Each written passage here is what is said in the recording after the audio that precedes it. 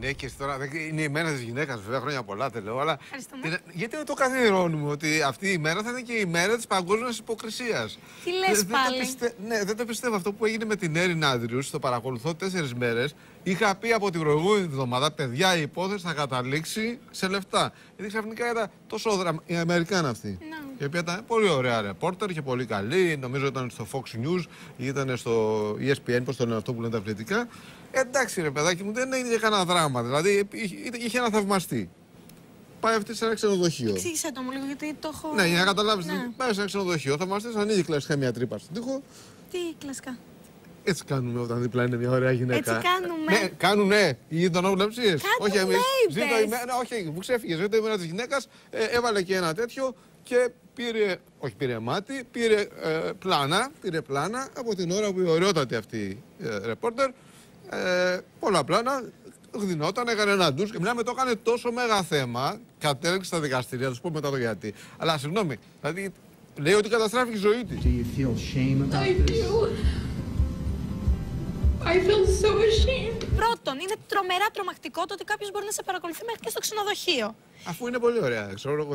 Να σε παρακολουθούν είναι τρομακτικό από μόνο του. Και δεύτερον, δηλαδή θες να μου πεις τώρα ότι αυτή η κοπέλα θα βγαίνει στον δρόμο, θα κυκλοφορεί. Οι γονείς της δηλαδή να την έχουν δει τώρα τσίτσιδη. Οι γονείς της δεν ξέρουν τσίτσιδη. Δεν είναι ντροπή τώρα αυτό, πες μου λίγο. Να προχωρήσει στον δρόμο και όλος ο κόσμος να την κοιτάει. Και να τη δείχνουνε. Εντάξει, άλλες πηγαίνουν και γδίνονται. Δεν λέω, έχει δίκιο. Έχει δίκιο για έναν ο οποίος ο άνθρωπος ήταν θαυμαστής. Τι να κάνουμε. Αλλά θέλω να πω, το άκρο ναό της υποκρισίας τώρα, γιατί καταστράφηκε η καριέρα της, εξήγησε μου. Καταστράφηκε η καριέρα της. Τι γιατί? Πραγματικά θα νιώθεις χάλια, δηλαδή. Εγώ θα νιώθα χάλια, ναι. Ωραία. Αφού θα νιώθεις τόσο χάλια, να σου πω λοιπόν ότι έκανε μήνυση και μετά από κάποια χρόνια πήρε αποζημίωση 55 εκατομμύρια δολάρια. Το πιο ακριβό μάτι του αιώνα. 55 εκατομμύρια δολάρια. Γι' αυτό λέω. Μέρα της γυναίκας, παγκόσμια μέρα υποκρισίας. Έχεις αντίρρηση? Τι? Έχεις αντίρρηση? 55 εκατομμύρια δολάρια επειδή κάποιος την κοίταξε. Δεν την κοίταξε απλά, εντάξει. Εντάξει. Την έβγαλε πλάνα.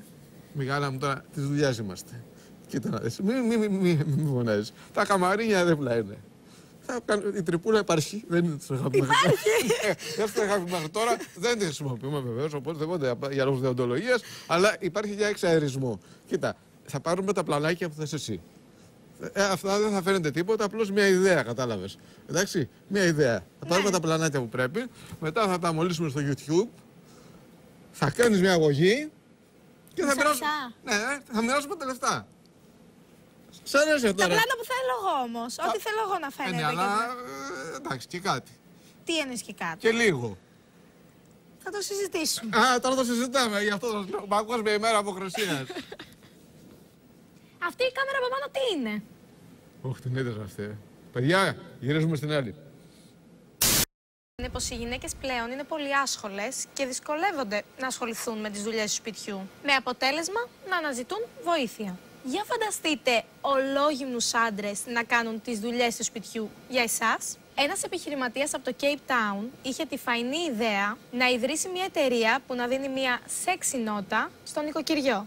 Η εταιρεία ανταποκρίνεται σε όσους πελάτες επιθυμούν για μερικές ώρες έναν άντρα έτοιμο να πετάξει από πάνω του για μερικές ώρες όλα τα ρούχα και να κάνει ολόγυμνος τις δουλειές του σπιτιού. Βέβαια, στοιχίζει κάτι παραπάνω. Όπως επισημαίνει το γαλλικό σκανδαλοθυρικό περιοδικό Closer, δεν είναι τυχαίο ότι η υπηρεσία αυτή λειτουργεί στο Cape Town, μία από τις πιο φιλελεύθερες πόλεις της Νοτιού Αφρικής. Ο Μάικλ, 20 ετών αθλητής, ανήκει στο δυναμικό της εταιρείας. Ο καλογυμνασμένος Μάικλ μπορεί να κερδίσει έως και 30 ευρώ την ώρα, αναλαμβάνοντας το νοικοκυριό του σπιτιού με αδαμιαία περιβολή. Όπως διευκρινίζει το γαλλικό περιοδικό, το ύψος της αμοιβής των ανδρών που αναλαμβάνουν το ρόλο του γυμνού νοικοκύρη εξαρτάται από τον αριθμό των ρούχων που φοράει την ώρα που καθαρίζει. Όσο πιο ακάλυπτο είναι το σώμα του, τόσο πιο υψηλή είναι η αμοιβή του. Με αφορμή τη μέρα της γυναίκας, ίσως αυτή είναι μια καλή ιδέα για το τι δώρο να ζητήσετε, κορίτσια. Μιλάμε ότι συνέχεια κάνετε τις πονηρές, έτσι. Και σας έχουν οι πελάτες σας. Έχουν βάλει αυτή τη μέρα, τη μέρα της γυναίκας και την αντωνερωτευμένου. 2 μέρες για όλο τον χρόνο. Και με κάτι χαζολούλουδα ή οτιδήποτε Σας έχουν τις υπόλοιπες μέρες σκλάβες. Συγγνώμη, εδώ μιλάω σαν φεμινιστής. Σαν φεμινιστή. Ναι, μα είδα τώρα είναι θέμα αυτό τώρα. Κατεβαίνει τώρα τάχα μου ο Τσίπρας και κατεβαίνει με τον Νταβούτογλου και αμέσως μοιράζουν τριαντάφυλλα στις γυναίκες οι οποίες είναι στην αποστολή και στις γυναίκες δημοσιογράφους που είναι εκεί. Και τώρα μιλάμε ένα σκηνικό. Συγγνώμη, αν ήμουν γυναίκα στη χώρα του Ερντογάν, και αν επιτρεπόταν, μάλλον καλύτερη χώρα του Τσίπρα που όλα επιτρέπονται, θα του πέταγα τριαντάφυλλα στα μούτρα και θα του λέγα εξαιρετικά αφιερωμένα για τη Ζαμάν. Ζαμάν, η εφημερίδα που έκλεισε. Έτσι. Έκλεισε και τώρα ο δικό μας τον κάνει παρέα και μοιράζουν τριαντάφυλλα. Δηλαδή δεν είναι ηλική κίνηση τώρα αυτή, όχι. Είναι της υποκρισίας, είναι της πλάκας. Είναι της πλάκας. Είστε θύματα. Με κάτι τέτοιο σας έχουμε από κάτω. Τι λες μωρέ πάλι. Squitting, ξέρεις. Squitting. Αν δεν είναι στην εκπομπή χθες, θα το πω μετά. Και σένα ειδικά σήμερα τι. Έγιναν κάποιες ειδικές αφιερώσεις, κάποια τηλεφωνήματα, κάτι τέτοια. Όχι. Μια συνηθισμένη μέρα. Απλά μεταξύ μας οι γυναίκες λέμε χρόνια πολλά. Η μία στην άλλη. Ναι. Και οι άντρες ξέρετε τι παθαίνουνε. Τι. Ότι έπαθε και ο Τσίπρας σύνοδο κορφής. Βλέπεις το παιδί του κάνανε. Μπήκε μια χαρά μπουμπούκι στη σύνοδο και κοίτα το πώς βγήκε. Έλα κρίμα είναι τώρα. Τι. Θόλο στο μάτι του, τι έπαθε. Ή θόλωσε ή του τα πετάξαν έξω και άρχισε να τα βάζει μέσα ένα-ένα. Τι λες. Μονοτρίχιασα.